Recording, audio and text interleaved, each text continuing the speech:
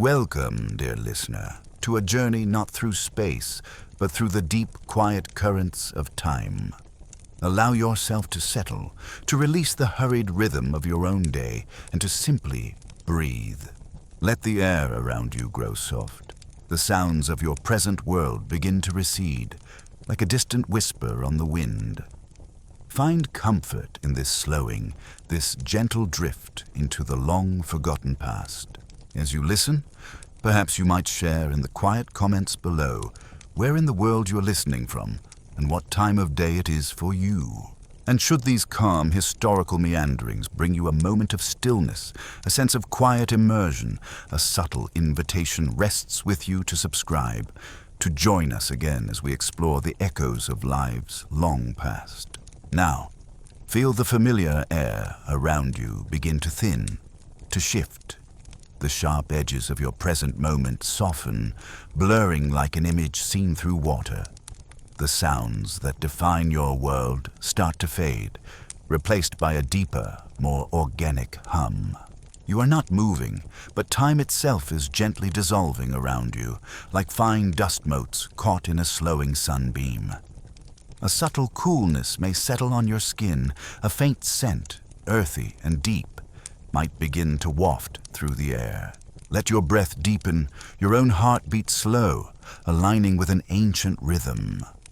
You are stepping, not with your feet, but with your very presence, into a distant, quieter existence. The light begins to change, losing its sharp intensity, becoming diffused, softer, as if filtering through layers of aged cloth or the leaves of a forgotten forest.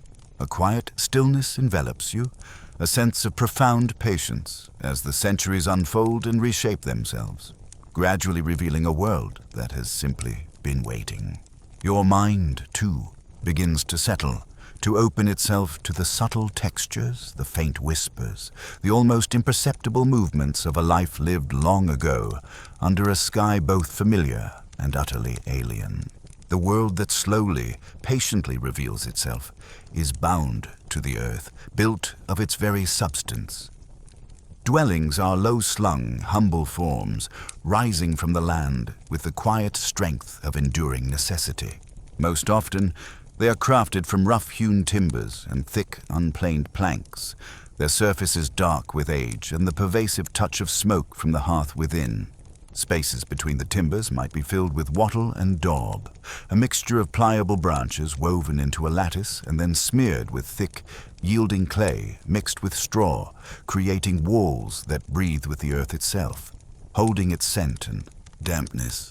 In regions where stone is abundant, the walls rise with a heavier, more imposing presence, thick and cold, absorbing the chill of the seasons into their very core. The roofs, typically of heavy thatch, are layered deeply with dried reeds or straw, a thick, natural blanket that sighs softly in the wind, absorbing rain with a gentle, rhythmic patter and muffling the sounds from the sky. From these roofs, or from crude openings, a constant, thin plume of wood smoke curls upwards, a living breath against the sky, its scent a pervasive, comforting presence that clings to hair and cloth and permeates the very air of human habitation. The ground underfoot is a direct, immediate connection to the earth itself. Inside the dwellings, it is most often packed earth, hardened by the relentless tread of many feet, sometimes covered with scattered rushes or coarsely woven mats made of straw or reeds, which offer a slight yielding beneath the foot and absorb some of the dampness that rises from the soil. Outside, paths are simply trodden earth, turning to thick, clinging mud after rain, its rich, earthy scent rising with every step. In dry seasons, this mud hardens into cracked, dusty surfaces, the dust lifting with every breath of wind, settling on every surface. The sensation underfoot is rarely smooth or even.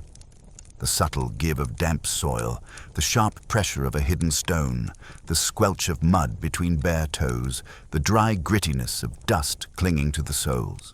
It is a constant, unfiltered dialogue with the ground, its textures shifting with the rhythms of weather and season. The air is filled with organic sounds, woven into the fabric of daily life. the distant lowing of cattle, a deep, resonant call across the fields, or the insistent bleating of sheep from a nearby byre. The sharp, triumphant crow of a rooster announces the unseen hours, marking the passage of dawn and midday. The rhythmic clink of a bucket chain at the well, followed by the clear splash of water as it strikes the surface, signals a constant, vital task. The rustle of wind through tall grass or the heavy leaves of ancient trees provides a pervasive, whispering presence. Within the dwelling, the omnipresent crackle and hiss of the hearth fire offers a steady, comforting rhythm.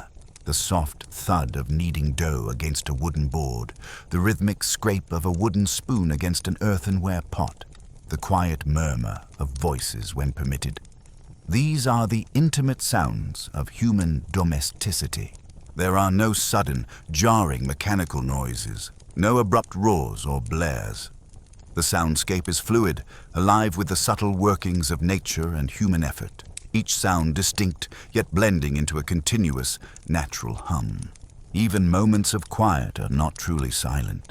They are filled with the subtle shifting of a dwelling, the faint scuttling of unseen creatures, the deep, ancient resonance of the earth itself.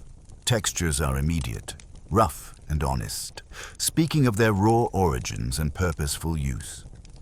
The unplaned surface of timber, its subtle splinters, a constant reminder of its natural state, feels solid and unyielding. The cool, granular feel of rough-cut stone absorbing the sun's warmth or the night's chill feels ancient beneath the hand. The dry, brittle touch of straw, crumbling slightly when crushed, offers a fleeting, earthy sensation. Wool, often coarse and undyed, scratches persistently against the skin, yet provides indispensable warmth, its faint lanolin scent a reminder of its animal origin. Linen, spun by hand, feels softer, but still retains a subtle irregularity from its hand processing, far from the smooth refinement of later fabrics. Clay pots, often unglazed and porous, hold water and food. Their surface is cool and slightly gritty to the touch, often smelling faintly of damp earth or their stored contents. Metal, when present, is usually iron, heavy and strong, often blackened by fire and use, its surface sometimes pitted from the blacksmith's hammer, giving it a tactile history. Every object speaks of its maker, its material, its purpose, its long use, conveying a sense of enduring connection between human hands and the natural world. Your fingers learn to read the language of these textures, their weight, their coolness, their subtle imperfections, each touch a quiet conversation with the tangible world. Natural light dictates the rhythms of existence with an absolute authority. There is no artificial illumination to extend the hours of work or leisure beyond the sun's decree. Dawn brings a slow, creeping illumination, a gentle gray that gradually strengthens, revealing the world in a soft, muted palette. Midday sees the sun at its most intense, casting sharp, defined shadows outside, though often muted within dwellings by thick walls and small, unglazed openings, creating pools of light and deep, cool shadows. As evening approaches, the light softens, turning golden, then deepens into a profound twilight until only the faint glow of the moon and stars, or the flickering warmth of a hearth fire or a single candle, remains. Life adapts instinctively to this ebb and flow, rising with the sun, settling with its descent. Work is done by the light of day. Evenings are for quieter tasks by the fire's glow, for shared warmth, for storytelling in the shifting shadows, where faces are illuminated by dancing flames and the outside world recedes into deep darkness and silence. The absence of constant, bright light encourages a different way of seeing, an appreciation for the subtleties of illumination, for the way a single flame can transform a vast, dark space, making the familiar unfamiliar and drawing people closer around the shared warmth. The tools of this era are extensions of the hand and body, crafted for specific tasks, often heavy and unrefined. Their surface is smoothed by repeated contact with human skin and the persistent friction of work. A simple wooden plow, Its share, perhaps tipped with iron, is dragged slowly by oxen, turning the earth with a steady, grinding sound, the rich scent of freshly turned soil rising behind it. Hand axes split logs with sharp, percussive blows, the crisp scent of fresh wood filling the air, mingling with the aroma of human effort. Simple looms weave thread into cloth with a rhythmic clack of the shuttle and the soft thud of the beater, the warp and weft creating a tangible manifestation of human patience and skill. Each tool carries the weight of its purpose, the history of its use etched into its worn handle, its sharpened edge, its very form speaking of generations of ingenuity applied to necessity. Daily rhythms are inextricably tethered to the cycles of the earth and the demands of subsistence. Planting, harvesting, tending animals, preparing food, mending clothes. These are not hobbies or occasional chores, but the very fabric of existence, demanding constant effort and attention, dictating the flow of the days and seasons, shaping the contours of every life. There is a deeply ingrained understanding of the interdependence between human effort and nature's bounty, a profound respect for the source of all sustenance. These rhythms are not imposed by a clock, but by the needs of the body and the land, by the rising and setting of the sun, by the hunger that grows within the belly. There is a deep, unspoken knowledge in the hands, in the back, in the persistent ache of muscles that every action, however small, contributes to the ongoing dance of survival. Spaces are defined by function and necessity, deeply intertwined with the routines of life. The single-room dwelling, serving as kitchen, bedroom, and gathering place. Its center always the hearth, radiating warmth and light. Its air thick with the memory of countless meals and quiet conversations, a constant anchor in the fluctuating cold of the outside world. The byre, sheltering animals close to human warmth. Their soft breathing and subtle body heat a constant presence. Their specific animal scent, a familiar part of the household air, a reminder of the shared life between humans and their beasts. The communal well, a focal point for gathering and exchange, its cool water drawn up bucket by bucket, a vital resource, its stone lip worn smooth by countless hands, echoing with the soft splashes of drawn water. The fields, stretching outwards, the ultimate source of life, their contours shaped by generations of labor, their colors shifting with the seasons, green in spring, golden in summer, brown and fallow in winter, a constant visual reminder of the deep, the unending connection to the land. Existence here is raw, immediate, and utterly bound to the natural world. It is a life lived in constant dialogue with the elements, with the rhythms of growth and decay, with the simple, unchanging truths of earth and sky. Every action, every material, every sound speaks of a world deeply intertwined with its environment, where survival is a daily, tangible effort, and time is measured by the sun's passage and the turning of the seasons. Within this world, tethered to the earth and its ceaseless rhythms, a subtle shift could begin within a woman's body. It was a change often unmarked by words, known only through sensation, through instinct, and through a quiet, almost imperceptible turning of the inner self towards a new, unseen presence. The external world, with its demanding tasks and its constant vigilance for survival, continued its unchanging course, yet for one woman, a different, secret rhythm might begin to beat. The first whispers of this shift were often subtle changes in the body, not yet fully understood, yet deeply felt. A persistent, unyielding fatigue would begin to settle in the limbs, a weariness that went beyond the ordinary exhaustion of daily labor. The usual ache in the back from bending over the hearth, the familiar strain in the shoulders from carrying water, would deepen, become more pervasive, as if the very air had grown heavier. Sleep, when it came, felt less restorative, the body still heavy, still tired upon awakening before dawn. The scent of wood smoke, so constant and familiar, might suddenly feel overwhelming, clinging to the senses with an unusual persistence. The touch of rough wool against the skin might seem more irritating, its texture more abrasive. Then might come a strange, new sensation of swelling, not yet visible to the eye of another, but felt intimately within. The breasts might feel fuller, heavier, with a subtle tenderness to the touch. The belly, though still flat, might begin to feel a strange, subtle tension, a new pressure from within, as if something unseen was beginning to stretch and shift. Fingers might discover a newfound plumpness in the tips, a slight resistance in the skin. The rough fabric of the shift, previously comfortable, might begin to feel tighter, clinging in an unfamiliar way around the waist.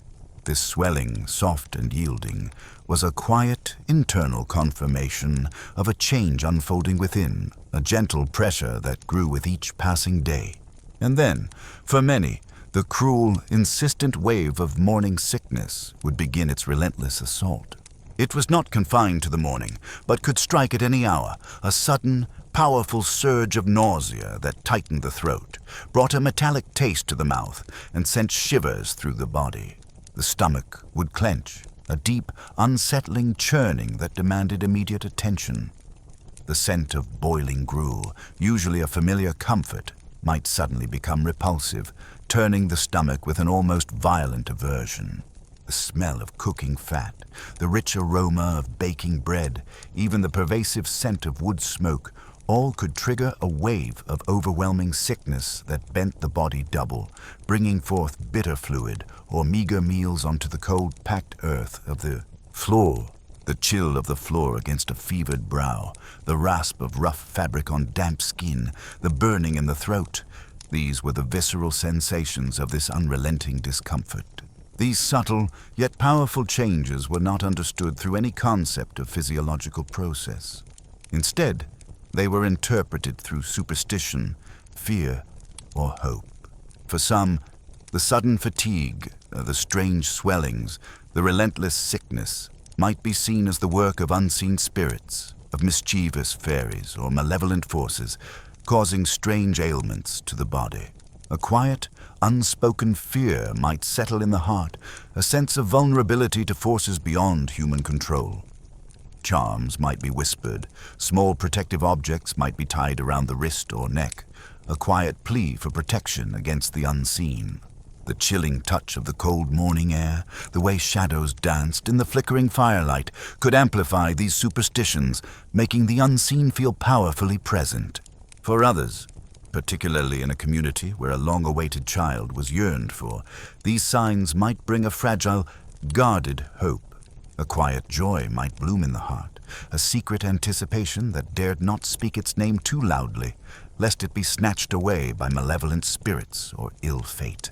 The fatigue, the sickness, would be endured with a quiet stoicism, seen as the necessary trials of a sacred process. A hopeful glance might be exchanged with a silent mother, a knowing look that transcended words.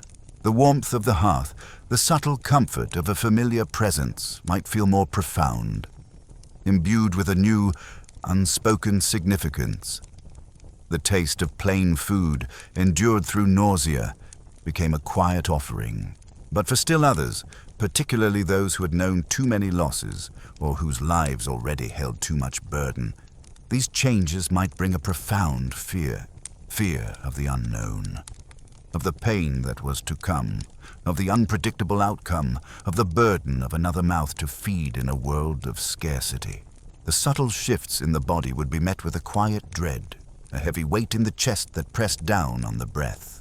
The morning sickness would be endured with a grim resignation, each heave a painful reminder of the life-taking root within, a life that brought both promise and profound peril. The chilling touch of anxiety would settle in the belly, a constant knot of unease. The world of this time possessed a profound absence of knowledge when it came to the hidden workings of the body, particularly the mysteries of the nascent life within. There were no pregnancy tests, no clear, immediate confirmation, no medical certainty to affirm the presence of a new life. The modern distinctions between cause and effect, between symptom and diagnosis, simply did not exist. The body was a vessel of unpredictable humors, of divine will, of unseen influences. The only true indicator, the quiet signal that set the mind to wondering, was the counting of missed cycles. Month after month, a woman's body moved through its own ancient rhythm, marked by the flow of blood. When this flow ceased, not for a single cycle, but for 2 or 3, a quiet, unspoken awareness would begin to form. The absence was the sign, the silence the announcement. This counting was done with a quiet, internal focus, a secret tally kept deep within the self. The sense of anticipation or dread would grow with each passing moon, each missed flow becoming a heavier confirmation of the unseen shift. The very silence of this process, the absence of any external confirmation, imbued it with a profound mystery. The feeling of the empty space, the familiar monthly tension that simply did not come, left a quiet, lingering sensation of absence that paradoxically spoke of presence. And alongside this internal counting came the folk interpretations, the ancient wisdom passed down through generations, often intertwined with superstition and observation. The color of the urine, its reaction to certain herbs or grains, the sudden aversion to particular foods or smells, the persistent exhaustion, these were the subtle clues read by older women with knowing eyes, interpreted through a lens of inherited belief. A woman might be told to urinate on a bed of barley, or to mix her urine with honey, and the subsequent changes, the growth of the barley, the fermentation of the mixture, were interpreted as signs of life within. These were not scientific observations, but rituals laden with belief and hope and fear. The bitter taste of a herbal concoction prescribed by an elder woman would be swallowed with a quiet hope or a deep, lingering dread. The smell of herbs, pungent and earthy, would fill the small dwelling during such attempts at divination. The whispers of these interpretations, soft and low, would circulate within the women's world, offering a fragile kind of certainty in a world devoid of true knowledge. Despite the subtle and then increasingly undeniable changes within her body, daily life continued its unyielding course. The demands of existence did not pause for the quiet miracle unfolding within. The rhythms of the village, of the dwelling, of the seasons, asserted their dominance, pulling the body back into its familiar round of arduous labor. There was no concept of rest or special treatment, not in the early months, not even as the belly began its slow, outward curve. The long, slow hours of work in the fields demanded a persistent, enduring strength. The sun on the neck, the cold earth under the bare feet or thin soles, the ache in the back from bending and stooping. These were the constant realities. Hands, calloused and strong, would grasp the rough wooden handle of a hoe, tirelessly turning the soil, breaking up clods, weeding out persistent growth. The sharp, earthy scent of turned soil, mingling with the dry dust of the field and the subtle aroma of sweat, filled the air with every breath. The body, already burdened by the unseen life within, would feel the strain keenly, the muscles protesting with a deeper, more pervasive weariness. Each movement, each lift, each bend became an act of conscious effort, pushing against the rising tide of fatigue. The feeling of the cold earth clinging to the fingers, the persistent burning in the shoulders, the dryness in the throat from the dust. These were the tangible experiences of labor. Back in the dwelling, the tireless work of tending the fire was a constant duty. The air, thick with the pervasive scent of wood smoke, clung to every thread of clothing, to every strand of hair. Hands, blackened with soot, would carefully arrange logs, coaxing hesitant flames, replenishing the glowing embers to maintain the essential warmth. The heat from the hearth, welcome in the pervasive chill, would bring a flush to the face, a subtle sheen of sweat to the brow. The occasional spark, leaping from the crackling wood, the rhythmic hiss of sap boiling within a log, the soft thud of a newly added piece of timber, these were the intimate sounds of constant care. The body, bending low, squatting close to the heat, would feel the deep warmth even as the fatigue whispered its insistent presence. And the ceaseless task of hauling water demanded a strength that gnawed at the body's diminishing reserves. The path to the communal well was often muddy, uneven, slippery with the residue of countless footsteps. The wooden yoke, rough and heavy, would press into the shoulders, its weight adding to the already persistent ache. The clang of the bucket against the stone well head, the groan of the wooden pulley, the clear splash of water as it struck the surface far below, these sounds announced the effort to come. The heavy, sloshing buckets, cold and wet against the legs, strained the back, pulled at the arms. The chill of the water, seeping through the porous wood, would be felt keenly against the hands. Each journey to the well and back, a relentless repetition, was a profound exertion, a testament to the fact that the body was already tired, but no rest was permitted. There was no easing of burdens, no sympathetic reduction of tasks.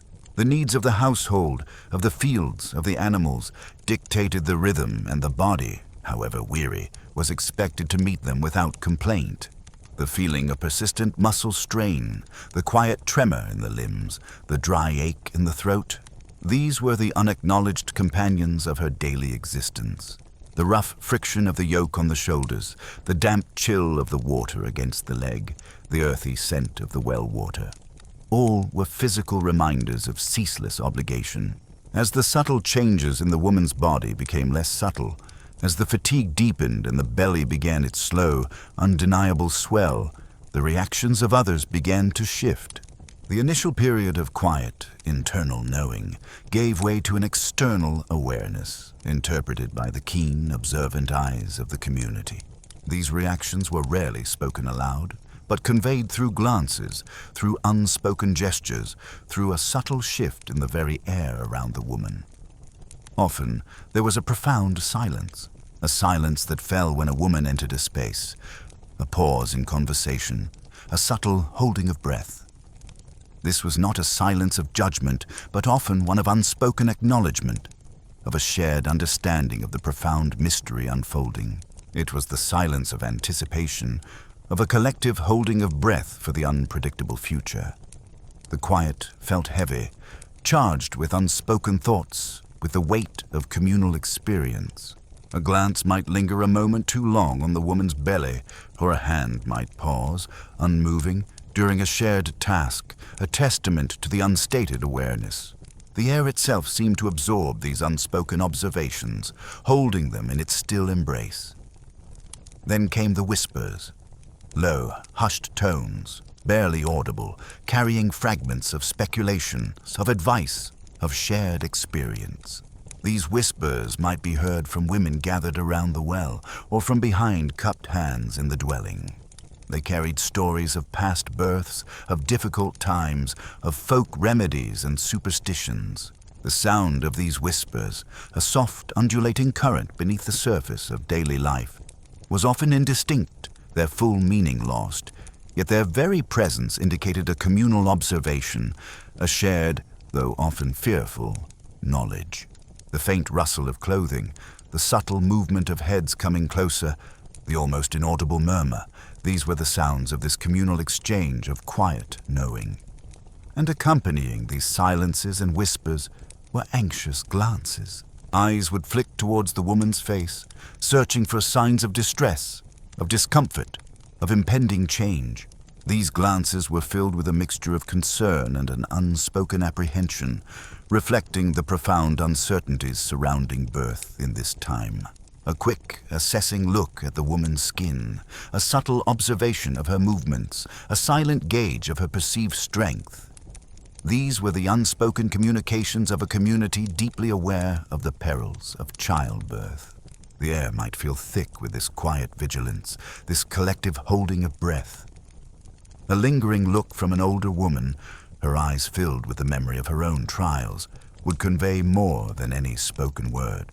Sometimes these glances and whispers carried the clear mark of joy. For a young couple, long yearning for a child, or for a family needing more hands for labor, the pregnancy would be met with quiet celebration.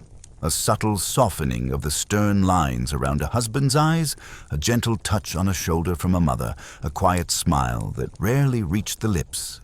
These were the unspoken manifestations of hope and anticipation. The air around the woman would feel subtly lighter, infused with a quiet sense of communal happiness. The scent of a special small offering, perhaps a sprig of a protective herb placed near the bed, would subtly permeate the air. But at other times, the reaction was clearly one of judgment. For a pregnancy outside of marriage, or for a woman already burdened by too many children, or for a family struggling with scarce resources, the presence of a new life could be met with coldness, with disapproval, with the harsh, unspoken condemnation of the community. The glances would be sharp, the whispers laden with censure, the silence filled with a palpable chill. The air around the woman would feel heavy, charged with unspoken criticism, a suffocating weight that pressed down upon the spirit. The subtle turn of a back, the rigid set of a jaw, the deliberate avoidance of eye contact, these were the visible signs of a communal rejection, a stark reminder of the harsh realities of their world. The bitter taste of unacknowledged shame might fill the mouth, a private torment. Beneath the physical changes, beneath the external reactions of others, there unfolded a profound emotional landscape within the woman herself. It was a private world, often unarticulated, filled with currents of feeling as deep and mysterious as the life stirring within her. This was a quiet inner shift, a fundamental reorientation of self as the body became a vessel for something beyond its own individual existence. In the earliest days, before the belly swelled or the fatigue became overwhelming, there might be a subtle, almost imperceptible softening of the inner world. A woman might find herself pausing more often, her gaze drifting to the far horizon, her thoughts becoming more diffuse, less anchored to the immediate tasks. The sounds of the dwelling, the rhythm of labor, would sometimes recede, allowing a deeper, more internal hum to assert itself. This quiet shift was akin to the slow unfolding of a flower, a gentle opening of the spirit to an unseen future. The touch of her own hand against her belly, a gesture perhaps unconscious, became a connection to this unfolding mystery. Then came the profound sense of awe, an unspoken reverence for the life that was beginning, unseen, within her. It was a primal, ancient feeling, connecting her to generations of women who had carried this same mystery. The sensation of a tiny flutter, barely perceptible at first, deep within the womb, would send a thrill of wonder through the body, a tangible confirmation of life's secret beginning, the internal movements, the subtle shifts, the quiet growth. These were miracles witnessed only by her, a profound connection to the very source of creation. This awe was quiet, contemplative, often accompanied by a sense of humility before the vastness of the divine. The air around her, thick with the smell of earth and human presence, now seemed to hum with an unspoken sacredness. But inextricably woven with this awe was a deep, pervasive dread. The knowledge of the immense peril that lay ahead, the terrifying uncertainty of childbirth, was a constant shadow. Stories of women who had gone into labor and never emerged, of infants born still and cold, were whispered amongst the women, deeply ingrained in the collective memory. The pain, imagined and real, loomed large, a terrifying threshold to be crossed. This dread was a cold knot in the stomach, a tightening in the chest that made breathing feel shallower. It was a constant companion during the long hours of silent work, a chilling counterpoint to the quiet awe. The sound of a distant, sharp cry, carried on the wind, could evoke a sudden, visceral fear, a premonition of pain to come. As the weeks turned into months and the life within grew, this quiet inner shift deepened. The body, increasingly heavy and unwieldy, became a constant reminder of its profound transformation. The simple acts of daily life, bending, lifting, walking, became more arduous, each movement a testament to the growing presence within. The breath might grow shorter, the heart might pound with greater effort. The sensation of the fetus moving, a subtle kick or roll, would bring a mix of awe and a renewed sense of the immense vulnerability of both lives. The world outside continued its relentless demands, but for the woman, her inner world became a universe unto itself. a private chamber where life began unseen within. The rustles of her rough shift, the sound of her own steady breathing, the constant shifting weight in her belly. These were the intimate sounds and sensations of this profound inner journey. The scent of her own skin, subtly altered, became a unique part of this new identity. There was no escape from this internal landscape, no respite from the constant awareness of the life she carried, a life that grew, moment by moment, towards an unknown, terrifying, yet deeply sacred culmination. The light, fading slowly outside the small window, seemed to draw the world into a deeper intimacy, a quiet reflection of the profound changes unfolding unseen within her. The rough textures of the daily world, the familiar sounds of the household, served as a counterpoint to the deep inner mystery, creating a tapestry of lived experience that was both utterly ordinary and profoundly unique. The profound emotional landscape, a quiet universe within, continued its subtle, powerful shift. The unseen life, growing and changing, moved beyond whispers and subtle discomforts, asserting its undeniable presence, reshaping the very contours of the body that housed it. The internal hum became a deeper resonance, a constant, tangible reminder of the shared existence unfolding within. The body, once a familiar instrument of labor and daily routine, began its slow, inevitable transformation. It was a constant process of adapting to the body's changes, a reshaping that affected every movement, every moment of stillness. The most immediate and pervasive change was the growing weight. A subtle heaviness began to settle in the belly, then spread to the hips, to the very gait. Each step felt a little more deliberate, each lift a little more strained. The earth underfoot, so intimately known, seemed to press back with greater insistence against the soles of the feet. The rough fabric of the shift, once loose and flowing, began to stretch, to pull, to press against the expanding form. This weight was not simply a burden. It was a constant, intimate presence, a new gravity that governed every physical action. The scent of her own skin, mingled with the familiar wood smoke and earth, seemed to hold a new, subtly different aroma, a deeper, sweeter tang of life. This growing weight inevitably led to an altered posture. The spine, which had naturally curved to the demands of fieldwork and hearth tending, began to adjust, to tilt, to compensate for the shifting center of gravity. The shoulders might pull back, the lower back might arch more deeply, a constant unconscious effort to maintain balance, to rise from a low stool by the fire, to straighten after bending to pick herbs in the garden, to simply stand upright. These familiar movements now required a conscious effort, a subtle reorientation of the entire body.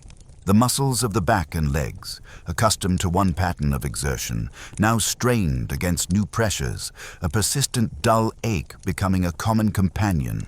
The sense of being perpetually off balance, of the body no longer being entirely one's own, settled in. The wind, when it brushed against the new curve of the belly, felt different, a new surface for its touch. And with these changes, movements became increasingly clumsy. The nimble grace that had characterized years of labor, the quick twist to avoid a thorny branch, the swift dip to scoop grain, the easy balance while carrying heavy buckets, began to falter.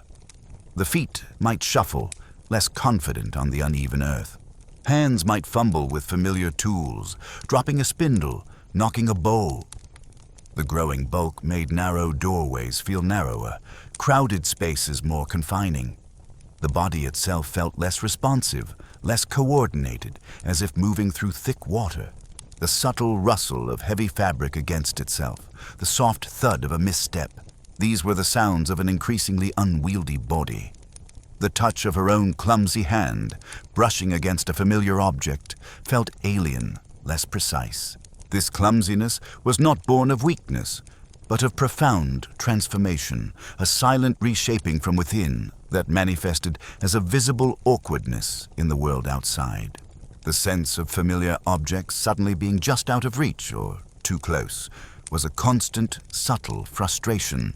The relentless physical changes, ununderstood by any scientific measure, manifested as persistent discomforts with little hope of remedy. The simplest garments, once familiar and comforting, became increasingly burdensome. The coarse, ill-fitting clothes, designed for a body of unchanging form, chafed and pulled against the expanding belly, the tender breasts, the swelling hips. The rough linen shift, worn close to the skin, might bunch uncomfortably, its seams digging into flesh.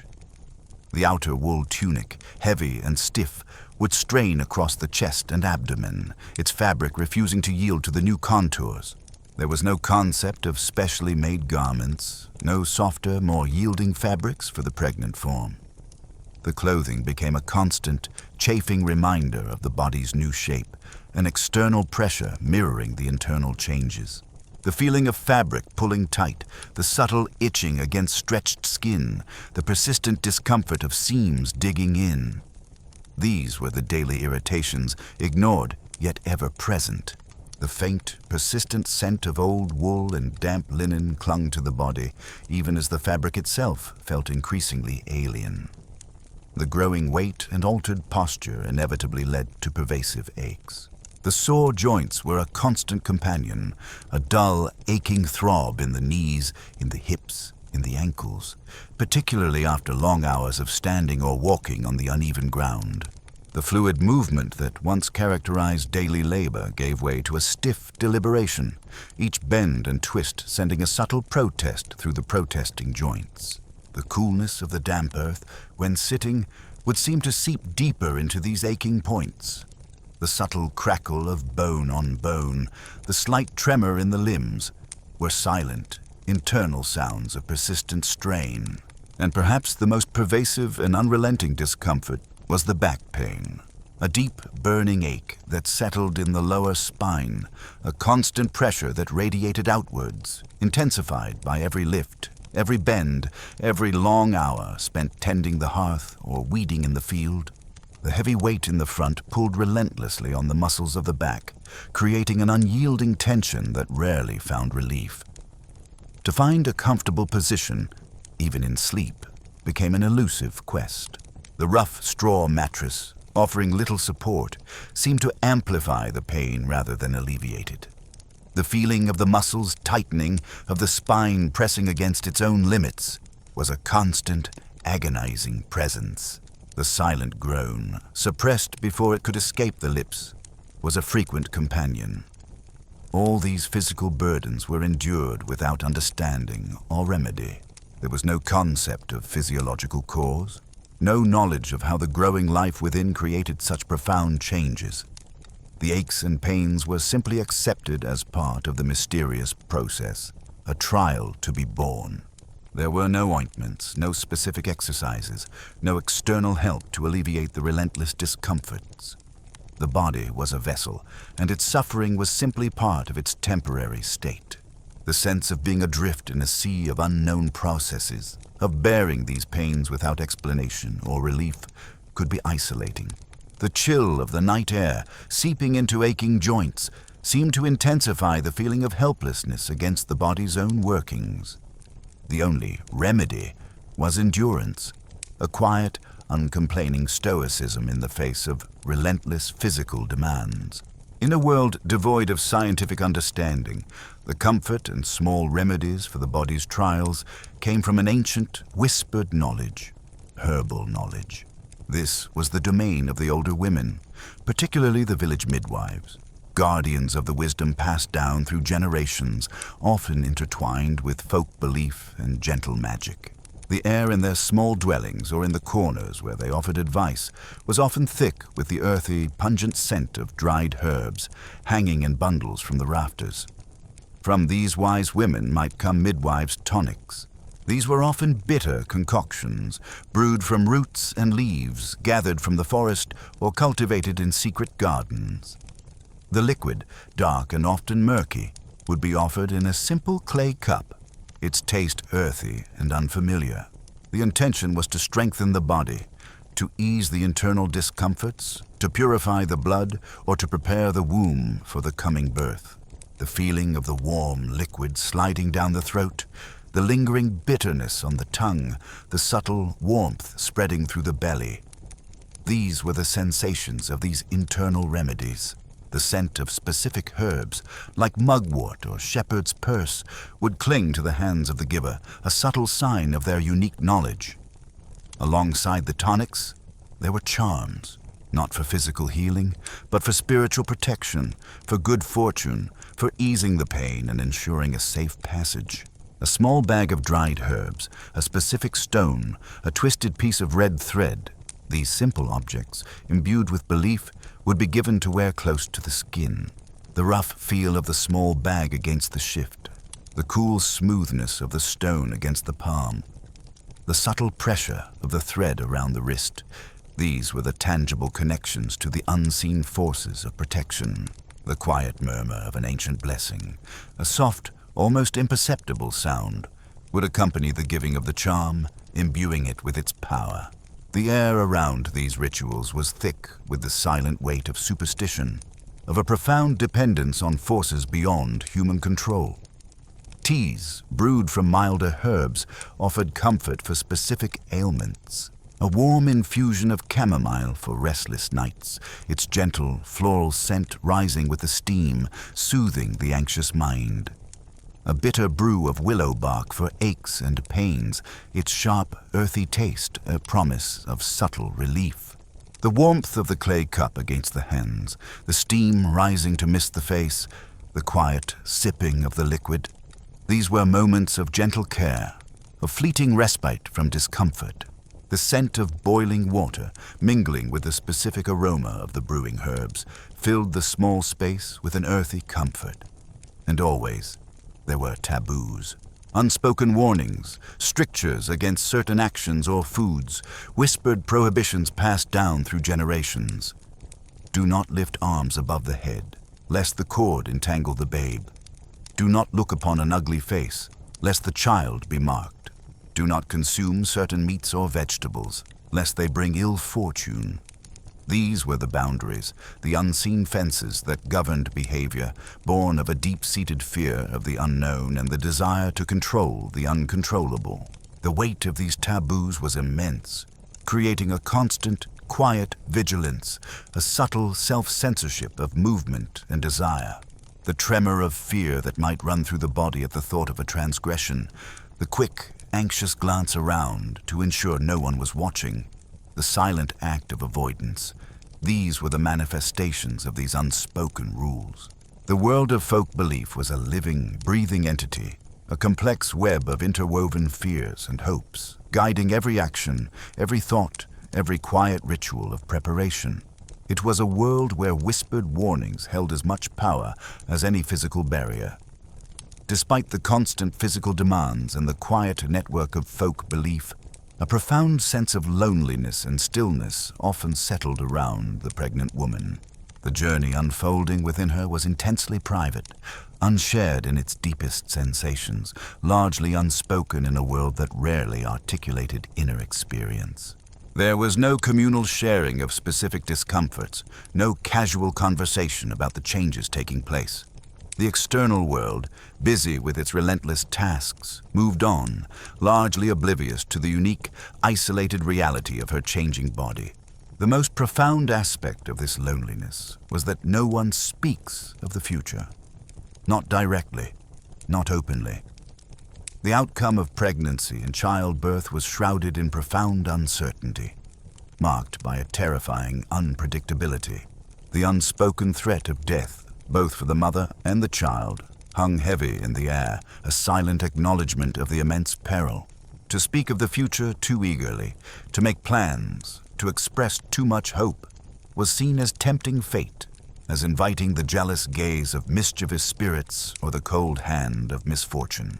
So, the silence around the future was a protective silence, born of fear and superstition. This meant that the woman carried the weight of this terrifying uncertainty largely alone. The anxieties about the approaching pain, about the survival of the child, about her own survival, these were internal burdens, rarely voiced, rarely acknowledged by others. The quietness of the dwelling, interrupted only by the familiar sounds of daily life, seemed to amplify this inner solitude. The feeling of the child's movement within, so intimate and personal, was a constant reminder of a future that was not guaranteed.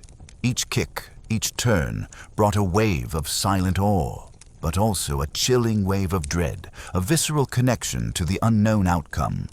The very concept of a guaranteed future, of a predetermined outcome, simply did not exist. The future is not guaranteed. It was a vast, terrifying void, shaped by divine will, by fate, by unseen forces. The fragility of life, the suddenness of death, was a constant reality woven into the fabric of daily existence. A child born strong and healthy one day could be struck down by sudden fever the next. A woman, seemingly robust, could succumb to unforeseen complications during childbirth. This stark reality meant that hope, though present, was always tempered by a deep, ingrained fear, a quiet resignation to the unpredictable nature of existence.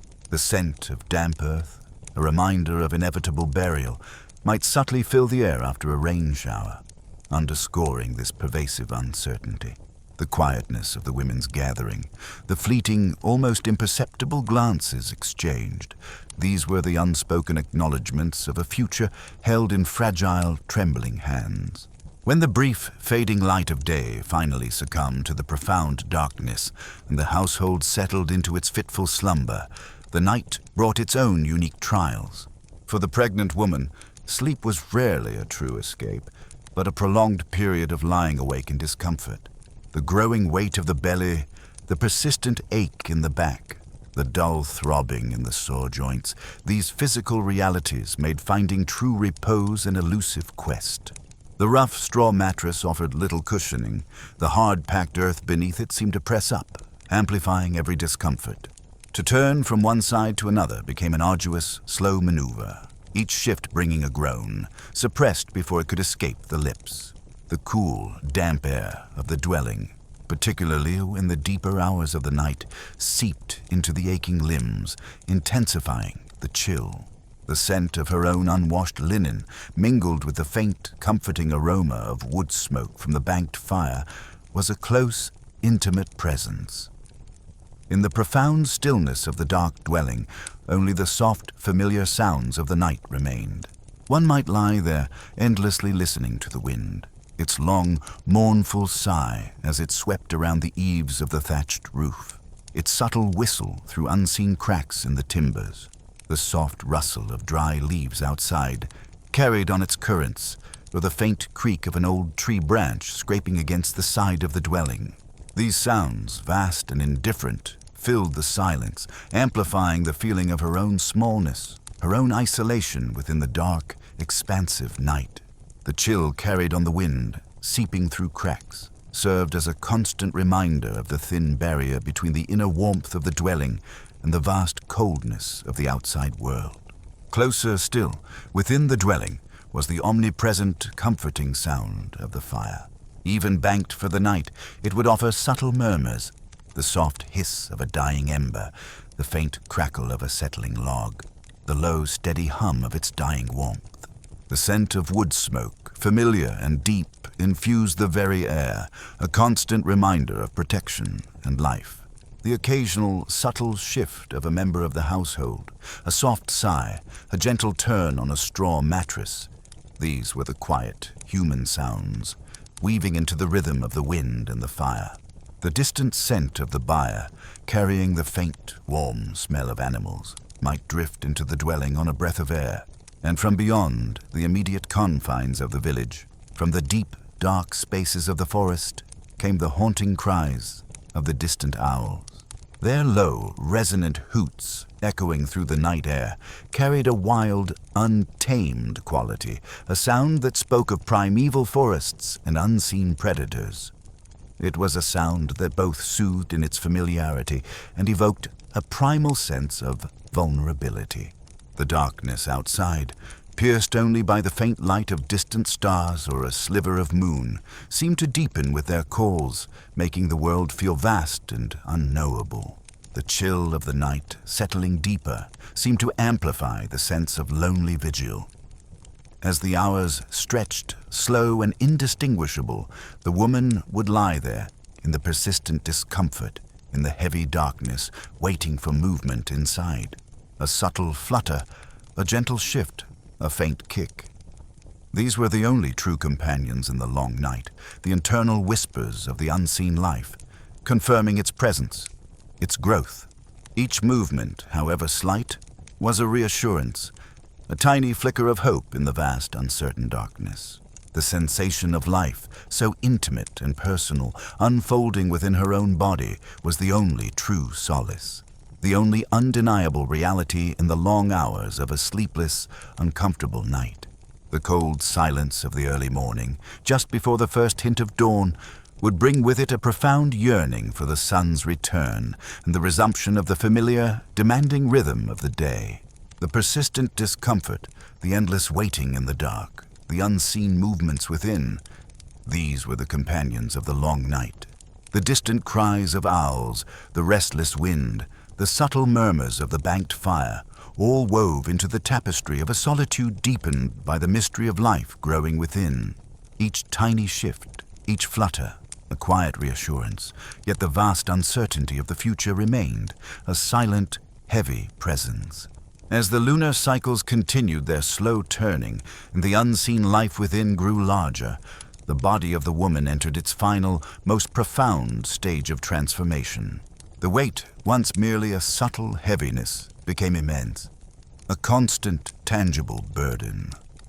The familiar world, once navigated with unconscious ease, now presented itself as a series of physical challenges. The most pervasive physical sensation was that of breathlessness.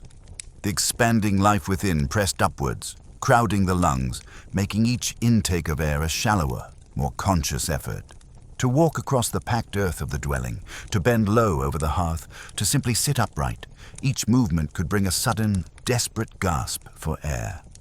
The chest felt tight, a constant band of pressure around the ribs. The sound of one's own ragged breathing, a soft, wheezing sound, became an intimate, unsettling companion, a constant reminder of the body's struggle. The air, even cool and fresh, felt thin, offering insufficient sustenance. A faint dizziness might accompany moments of exertion, a subtle swaying that brought a sudden, cold prickle of fear. Alongside the breathlessness came an overwhelming pressure, a dull, aching weight deep in the pelvis, pushing downwards with an insistent, unyielding force. It was a pressure that permeated every step, every moment of rest, a constant awareness of the body's profound reorientation towards its singular purpose. The feeling of internal organs shifting, of muscles stretching to their limit, was a quiet, internal symphony of profound change. To sit for too long, to stand for too long, each brought its own intensification of this relentless pressure. The rough wooden bench, the hard-packed earth, all felt unyielding against this profound internal weight.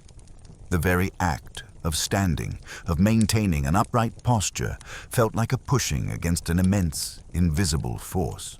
And with this growing weight and relentless pressure, the gait of the woman subtly changed, becoming what was known as the waddle of the body. The legs would splay wider, the steps shorter, the body swaying from side to side with each deliberate movement. Balance, once instinctive, now required conscious effort, a careful redistribution of weight. To walk across the uneven ground of the yard, to navigate the narrow spaces between furniture in the dwelling, became a slow, deliberate act, each step a careful negotiation with the body's altered form. The subtle rustle of heavy fabric against itself, the gentle creak of protesting joints, the soft thud of a more deliberate footfall. These were the sounds that accompanied this altered movement. The rough touch of her own hands, instinctively placed on the small of her back to support the strain, was a familiar gesture of both discomfort and quiet endurance. The simple act of rising from a low position or lowering oneself down became a careful, slow process, a testament to the monumental changes in posture and balance. The familiar tasks of daily life, though never ceasing, were now performed with a profound slowness. The stirring of gruel in a pot, the gentle folding of a piece of linen, the slow gathering of fallen branches for the fire. Each action was imbued with a quiet deliberation, a measured pace that conserved dwindling energy. The sense of the dwelling, the wood smoke, the damp earth, the simmering food remained constant, but now they were inhaled more slowly, each breath a smaller, more precious thing. The chill of the damp air, when felt on the skin, seemed to seep deeper into the bones, amplifying the inherent fatigue. The very act of breathing, once unconscious, now felt like a continuous, subtle effort, a constant reminder of the life pressing within. In anticipation of the approaching threshold, a quiet, almost ritualistic preparation of space would begin. These were not elaborate ceremonies, but simple, practical acts, imbued with the unspoken hopes and fears of those who undertook them. The dwelling, accustomed to its daily clutter and constant activity, would undergo a subtle transformation, clearing a space for the profound event to come. First, and most importantly, was the spreading of straw on the floor. In a designated corner, away from the main path of the hearth, fresh, clean straw would be laid thick upon the packed earth. Its dry, earthy scent would fill the air, mingling with the perennial wood smoke. The soft rustle of the straw as it was spread, the gentle compression beneath the hands, created a yielding, natural bed, a cushion against the hard ground. It was a humble bed, yet one prepared with quiet care, destined for intense exertion and profound transformation.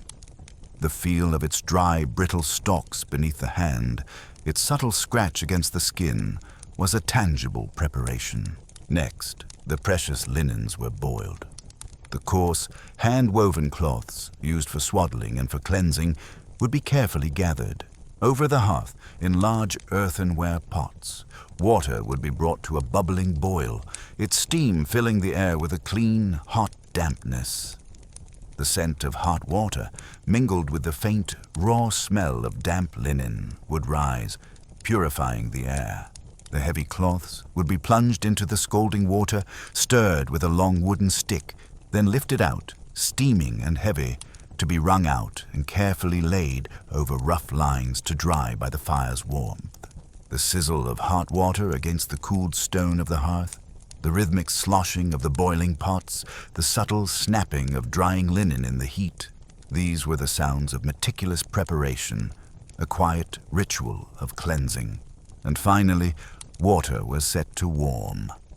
Large clay pots, filled with fresh well water, would be placed close to the hearth, near the gentle embrace of the embers. The water, slowly absorbing the warmth, would be ready for washing, for comforting, for the necessities of the labor to come.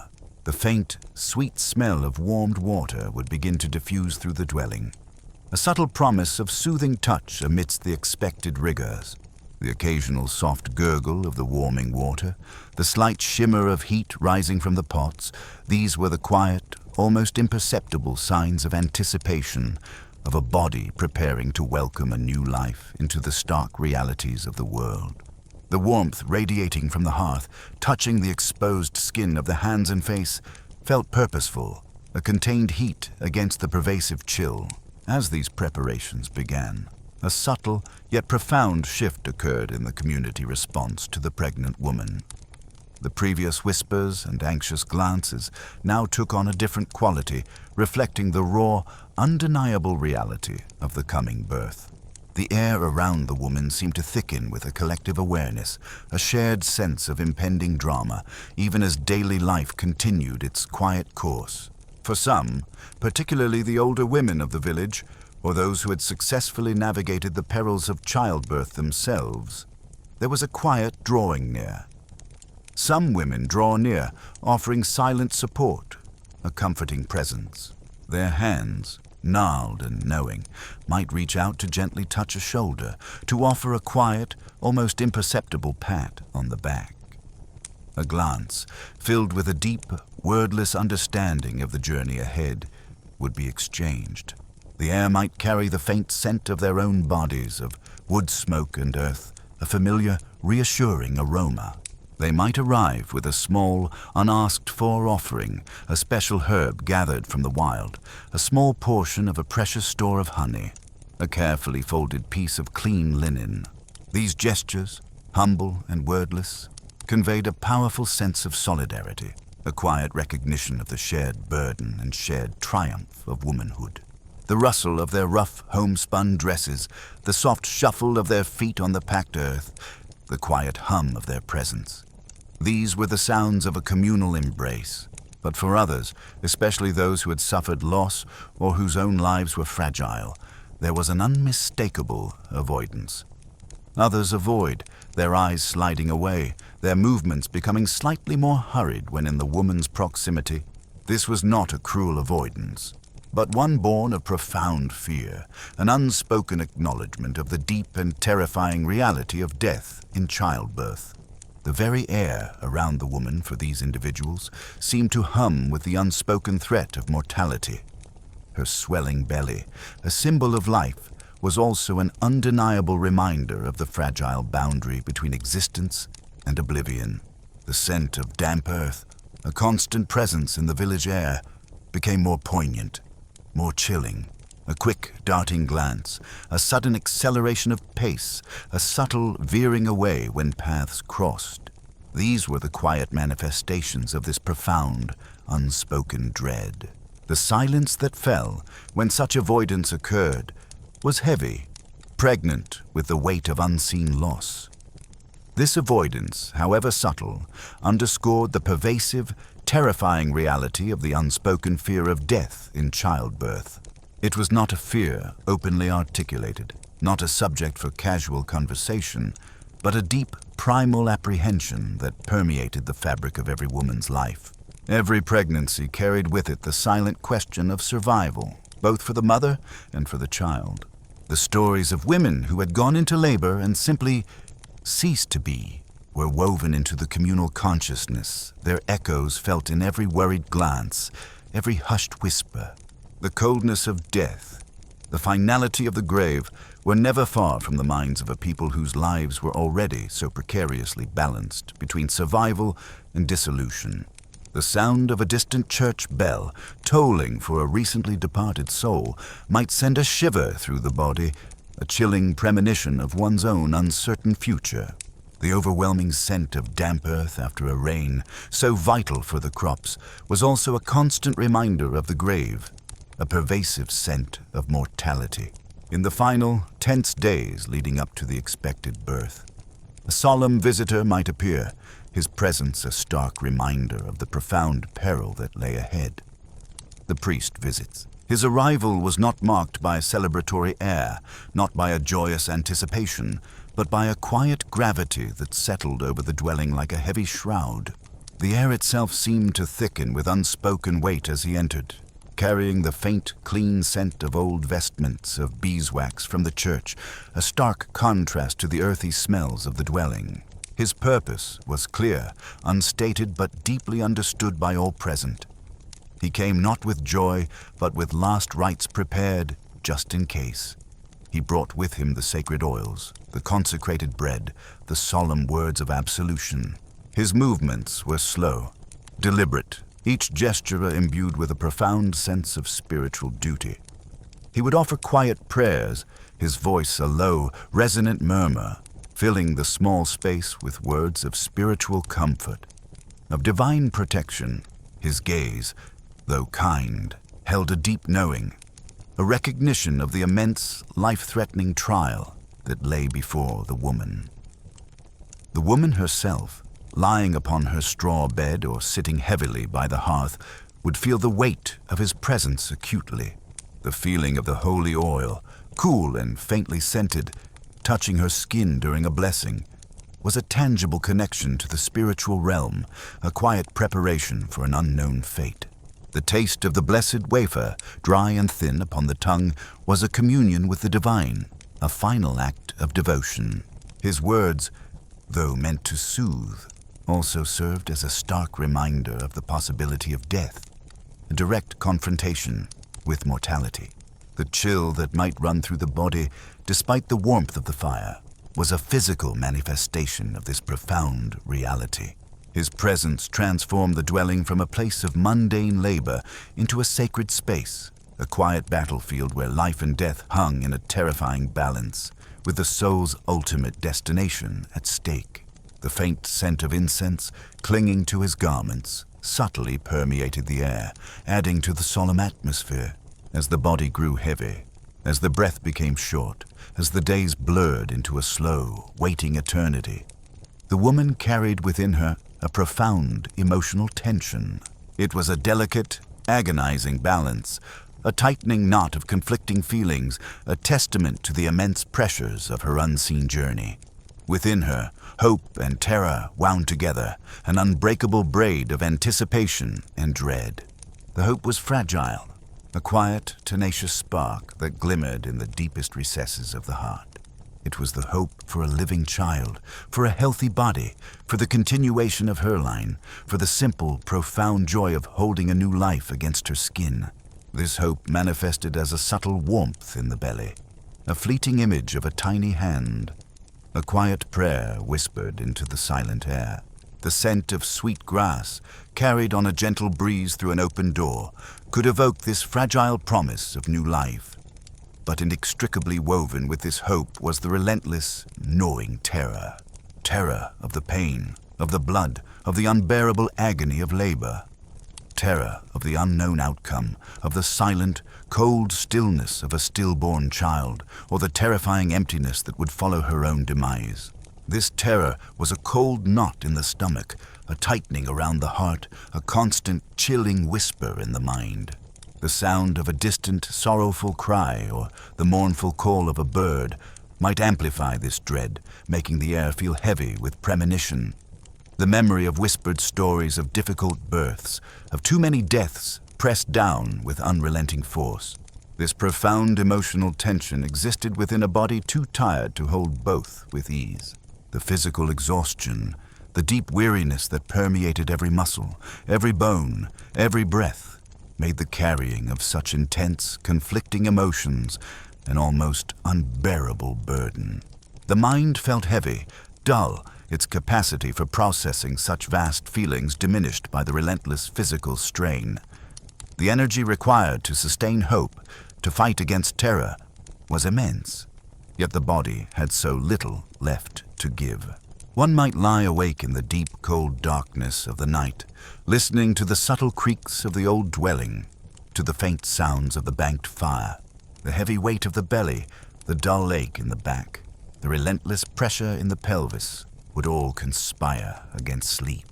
In these moments, the hope might briefly flare, a quiet, flickering light against the vastness of the darkness, bringing a fleeting warmth to the cold limbs. But then, the terror would rise, a cold, suffocating wave, bringing with it a shiver that permeated the body despite the heavy blankets. The taste of profound weariness, metallic and dry, would linger in the mouth. The breath, already shallow from the internal pressure, might catch in the throat, a silent sob. The rough fabric of the shift, damp with sweat, would cling uncomfortably to the skin. There was no escape from this duality, no respite from the constant wrestling between these two immense forces. The external world continued its slow, predictable rhythm, but within the woman, a silent, profound drama unfolded, a testament to the immense burden of life-giving in a world where every new beginning was also a terrifying confrontation with the absolute fragility of existence. The scent of the cold, damp earth permeating the dwelling felt almost like a premonition, a subtle reminder of what might come. The immense emotional tension, a delicate balance of hope and terror, settled in the heavy, tired body. The relentless physical demands, the shallow breaths, the constant ache, all pressed down, amplifying the internal struggle. The scent of damp earth, a pervasive presence, underscored the fragile nature of life, a constant reminder of what might come. And then, the air itself seemed to shift, imperceptibly at first, signaling the true approach of the awaited, dreaded moment. The final days bled into the first hour of labor, often indistinguishable from the pervasive discomfort that had become a constant companion. The dwelling, usually alive with the soft sounds of daily routine, settled into a profound silence, a heavy, watchful stillness that permeated every corner, absorbing every breath, every tremor. The crackle of the hearth fire, now banked low, seemed unnaturally loud in this quiet. The air, thick with the scent of wood smoke and dried herbs, felt heavy, charged with unspoken anticipation. Within this silence, a woman might begin a restless pacing. Slow, deliberate steps across the packed earth floor, each footfall muffled by the straw laid thick in the birthing corner. The body, heavy and unwieldy, swayed with each movement, a rhythmic shift against the mounting internal pressure. The subtle rustle of her rough shift, the soft brush of her bare feet against the straw, became the only sounds in the deep quiet. Her gaze would be fixed on nothing, lost in the inward landscape of sensation. Then, the sudden, sharp clench of a cramp. Not the familiar aches, but a new insistent tightening, a deep internal squeezing that demanded attention. It would rise from deep within the belly, spreading outwards, a cold wave of contraction that held the breath, tightened the muscles, and brought a hot flush to the face. The body would stiffen, hands clenching, eyes closing against the brief, intense pain. Then, as quickly as it came, it would recede, leaving behind a lingering ache, a faint tremor in the limbs, and a renewed sense of vigilance.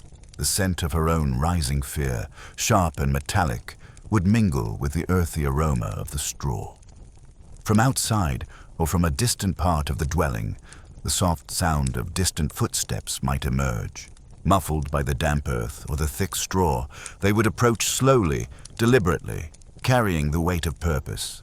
These were the first arrivals, often the husband returning from a quick, hushed trip, or an older woman, a neighbor, coming to lend quiet support.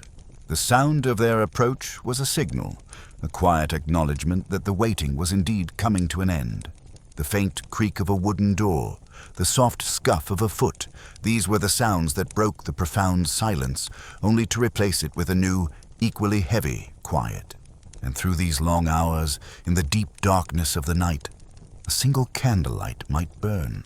Its flame, a fragile beacon in the vast gloom, would cast long, dancing shadows on the wattle and daub walls, making familiar objects appear ghostly and indistinct. The air would carry the faint, sweet scent of beeswax, mingling with the pervasive wood smoke and the dry aroma of straw. The flickering light would illuminate the woman's face in fleeting glimpses, revealing the lines of pain, the sheen of sweat, the deep, inward focus of her eyes. It was a witness, quiet and unwavering, to the profound and terrifying journey unfolding in the heart of the dwelling. The warmth of its tiny flame, so small against the cold, felt strangely significant, a contained heat in a world of chill. As the subtle, yet insistent, rhythm of the cramps intensified, the presence of experienced hands became paramount. The arrival of the midwife was a quiet, yet commanding event. She would step into the dwelling, perhaps carrying a small bag of her own herbs and tools, her movements slow and deliberate, her face etched with the wisdom of countless births. The air around her might carry the faint scent of specific, pungent herbs, their aroma hinting at ancient knowledge. Her presence was immediately calm, practiced, commanding. Her voice, if it spoke, would be a low, steady murmur, devoid of panic or unnecessary words. Her hands, gnarled and strong, would move with a quiet confidence, feeling the contours of the woman's belly, assessing the rhythm of the contractions, adjusting the coarse linens around the straw bed. There was no hesitation, no uncertainty in her touch. Her gaze, direct and unwavering, conveyed a deep, unspoken authority, a quiet knowing gleaned from long years spent at the threshold of life and death. The subtle shift in the air, a sense of controlled purpose, marked her presence. The faint rustle of her simple dress, the soft, sure movements of her hands, the rhythmic sound of her own quiet breath, these were the sounds of her calm authority. She moved with a quiet authority, not one enforced by words or position, but by competence and experience. She embodied the collective knowledge of generations of women who had facilitated this terrifying passage. Her presence created a contained space of purpose, a small island of order in the rising tide of pain and primal instinct. The other women present, the mother, the sister, the attentive neighbor, would defer to her with silent respect, their anxious glances now directed towards her, seeking reassurance in her unwavering calm. The scent of her presence, a mix of wood smoke, age, and a subtle herbal freshness, offered a tangible reassurance in the heightened atmosphere.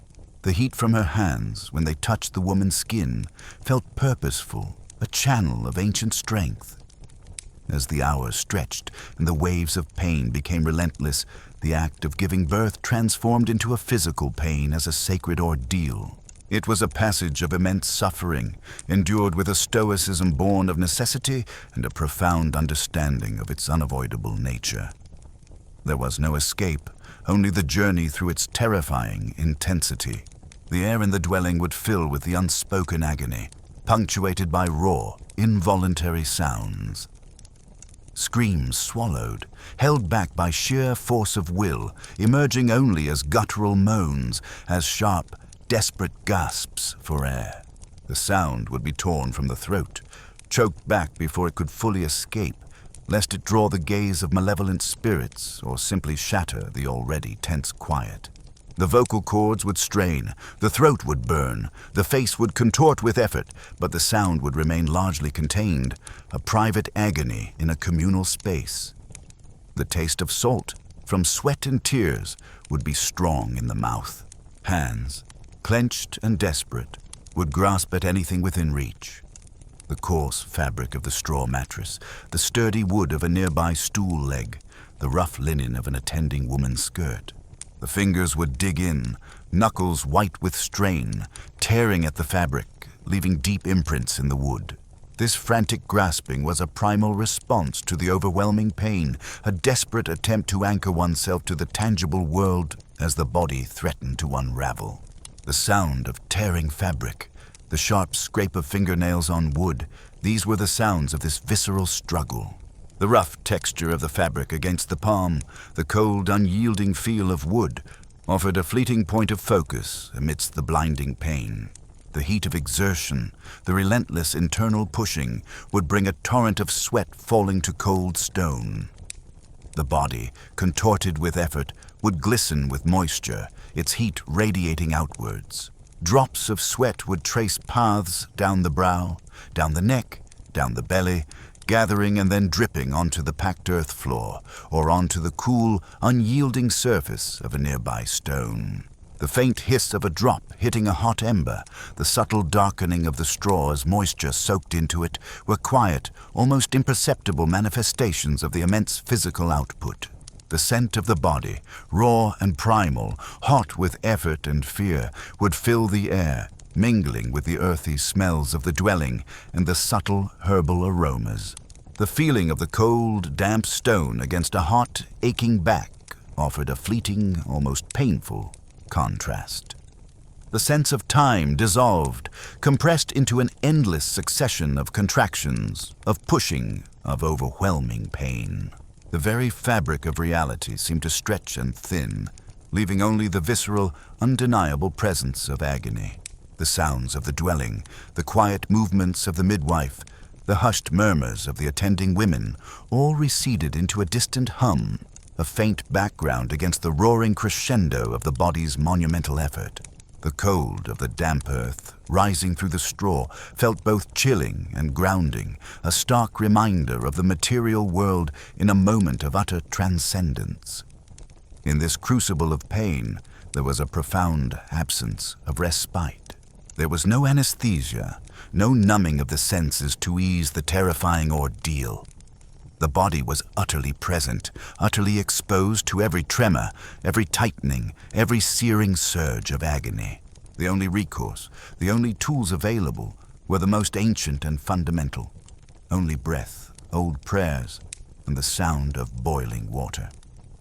Breath became the anchor, the rhythmic pulse through the waves of pain. Deep, guttural inhales. Sharp, strained exhales, a constant push and pull of air through lungs that felt too small, too compressed. The sound of one's own ragged breathing filled the ears, a roar louder than any external sound, a primal connection to the body's deepest efforts. Each exhalation was a release, however fleeting, a small surrender to the wave. The dry, burning sensation in the throat, the gasp for cool air, were constant companions. The scent of her own breath, hot and heavy, filled the small space around her head. Alongside the breath, the mind clung to old prayers, not recited aloud, not articulate pleas, but fragments of ancient words, sacred syllables, quiet murmurs of supplication forming deep within the mind, echoing through the swirling chaos of pain. Ave Maria, Pater Noster, a litany of saints, a desperate appeal to a benevolent God, to a merciful mother. These were internal incantations, whispered not by the lips, but by the very soul, a desperate plea for strength, for mercy, for a safe passage through the terrifying darkness. The feeling of the words, unformed yet potent, resonating in the mind, offered a fragile sense of connection to something larger than the immediate pain. The faint, sweet scent of lingering incense from the priest's recent visit might subtly permeate the air, blending with the raw human smells, a quiet reminder of spiritual intervention. And constantly, relentlessly, there was the background presence of the sound of boiling water. The large earthenware pots, set near the hearth, would maintain a continuous, soft rumble, a persistent bubbling and simmering.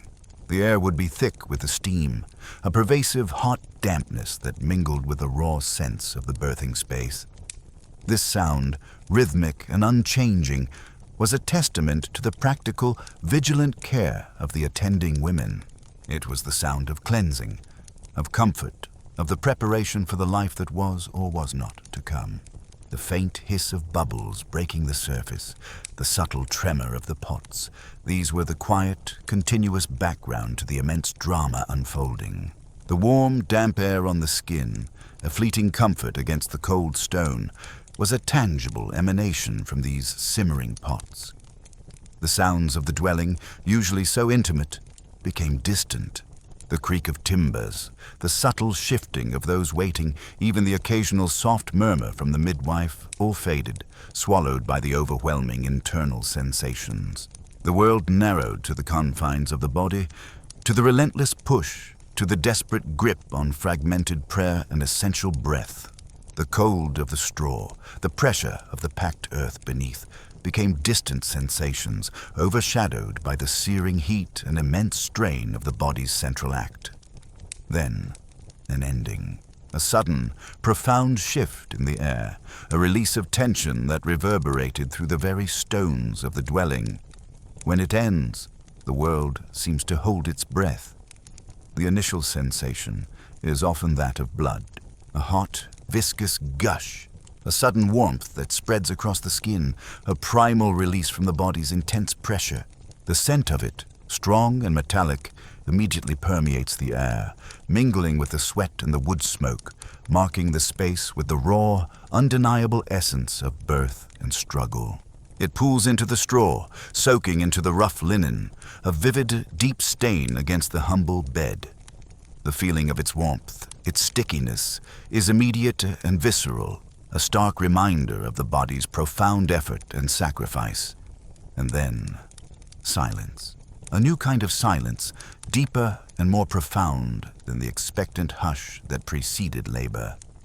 It is a silence of suspended animation, a moment of profound uncertainty where time itself seems to stand still. The pushing ceases, the groans cease, the ragged breathing of the woman settles into a shallow, exhausted sigh. The attending women, the midwife, freeze in their positions, their faces etched with a profound, unspoken tension, their eyes fixed on the new, fragile form. The air seems to hold its breath, waiting. The cold, pervasive silence of the dwelling, only moments before filled with the sounds of agony, now feels impossibly vast. In this suspended silence, there is the desperate wait for breath, a tiny gasp, a fragile sigh, a shallow inhale that signals the beginning of a new existence. If it comes, it is followed by a cry, not a scream of pain, but a sharp, undeniable wail, piercing the silence, filling the dwelling with the raw sound of new life. The sound is startling, a shock to the senses, yet it brings with it an immediate rush of profound relief, a loosening of the collective breath. The air, previously thick with tension, suddenly feels lighter, almost vibrant. The soft touch of a midwife's hand, cleaning the tiny new body, the rustle of fresh linen, these become the gentle sounds of welcome. The faint, sweet scent of a newborn, a unique aroma of milk and clean skin, begins to diffuse into the air. But sometimes there is no breath. Only the silence remains, deep and unbroken. The tiny form, released from its vessel, lies still, unmoving, its skin perhaps tinged with an unnatural pallor.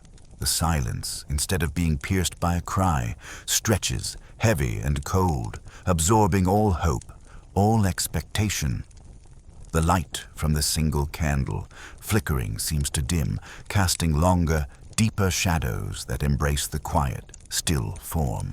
The warmth of the dwelling, the reassuring scent of the fire, cannot penetrate this profound coldness. The soft rustle of fresh linen, prepared with such care, now feels cruelly ironic. The overwhelming sensation is that of absence, of an unfulfilled promise, a life unlived. The touch of the still, cold skin, the feeling of unspent warmth, settles in the hands that touch it, a chilling, heartbreaking reality. The scent of lingering blood in the straw now carries a different, mournful weight. When the immediate drama of birth or its absence has passed, the village, so quietly vigilant, begins its slow return to its accustomed rhythm. The intensity of the previous hours recedes, becoming a memory, absorbed back into the ceaseless flow of daily life. The village returns to quiet.